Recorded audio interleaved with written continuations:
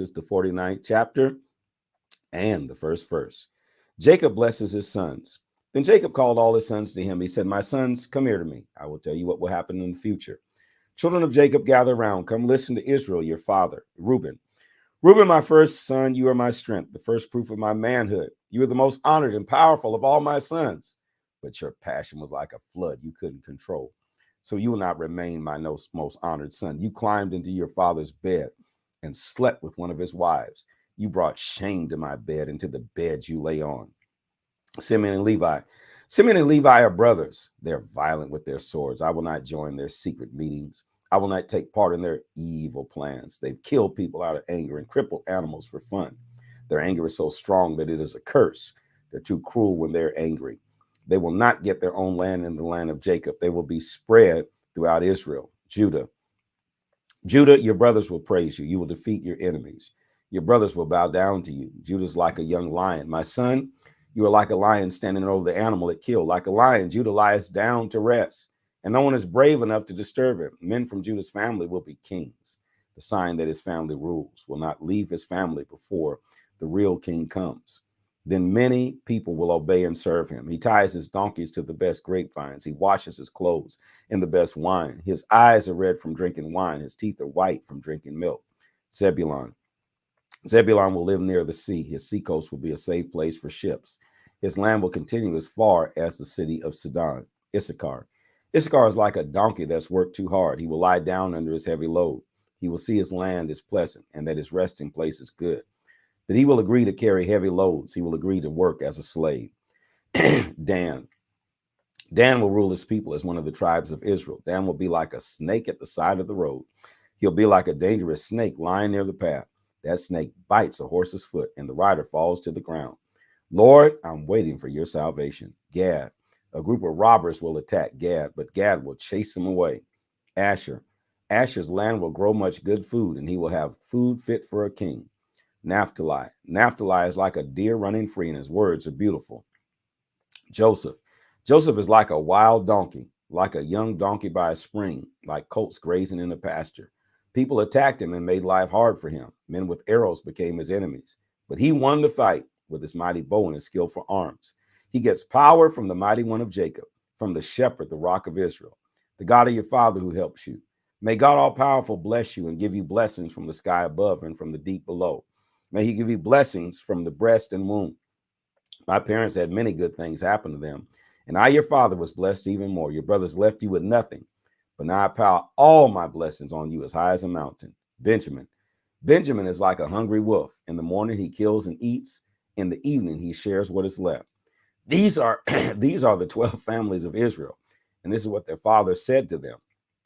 He gave each son a blessing that was right for him. Then Israel gave them a command. He said, when I die, I want to be with my people. I want to be buried with my ancestors in the cave in the field of Ephraim the Hittite, the cave that is in the field of Machpelah near Mamre in the land of Canaan. Abraham bought that field from Ephron so that he could have a burying place. Abraham and his wife Sarah are buried in that cave. Isaac and his wife Rebekah are buried in that cave. I buried my wife Leah in that cave. That cave is in the field that was bought from the Hittites. After Jacob finished talking to his sons, he lay down, put his feet back on the bed, and died. Genesis 50, Jacob's funeral. When Israel died, Joseph was very sad. He hugged his father and cried over him and kissed him. Joseph commanded his servants to prepare his father's body. These servants were doctors. The doctors prepared Jacob's body to be buried. They prepared the body in the special way of the Egyptians. When the Egyptians prepared the body in this special way, they waited 40 days before they buried the body. The Egyptians had a special time of sadness for Jacob. This time was 70 days. After the time of sadness was finished, Joseph spoke to Pharaoh's officers and said, please tell this to Pharaoh. When my father was near death, I made a promise to him. I promised that I would bury him in a cave in the land of Canaan. This is the cave that he prepared for himself. So please let me go and bury my father. Then I will come back here to you. Pharaoh answered, said, keep your promise. Go and bury your father. So Joseph went to bury his father. All of Pharaoh's officials, personal advisors, and all the older leaders of Egypt went with Joseph. All the people in Joseph's family, his brothers, and all the people in his father's family went with him. Only the children and the animals stayed in the land of Goshen. So there was a large crowd of people with him. There was even a group of soldiers riding on chariots and some horses. They went to Goren Atad, east of the Jordan River. There they had a long funeral service for Israel, which continued for 7 days. When the people who lived in Canaan saw the funeral service at Goren Atad, they said, "This is a time of great sorrow for those Egyptians."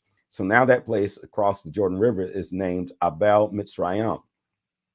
So Jacob's sons did what their father told them. They carried his body to Canaan and buried it in the cave at Machpelah. This was the cave near Mamre in the field that Abraham bought from Ephron the Hittite. Abraham bought that cave to use as a burial place. After Joseph buried his father, he and everyone in the group went with him back to Egypt.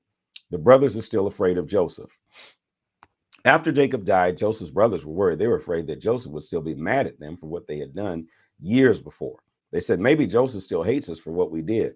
So the brothers sent this message to Joseph. Before your father died, he told us to give you a message. You all are still liars, still liars. You haven't learned after all these years. He said, tell Joseph that I beg him to please forgive his brothers for the bad things they did to him. So now, Joseph, we beg you, please forgive us for the bad things we did to you. We are the servants of God, the God of your father. Now you want to bring God into your lie.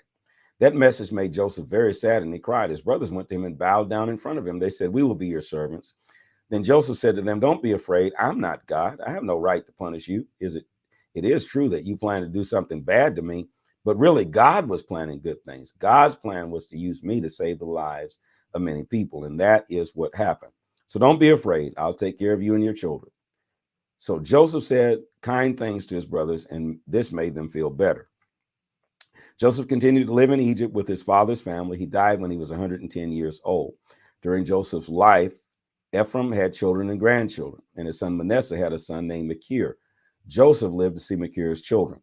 The death of Joseph. When Joseph was near death, he said to his brothers, my time to die is almost here, but I know that God will take care of you and lead you out of this country. That's strange that he's younger than them, but dies before them.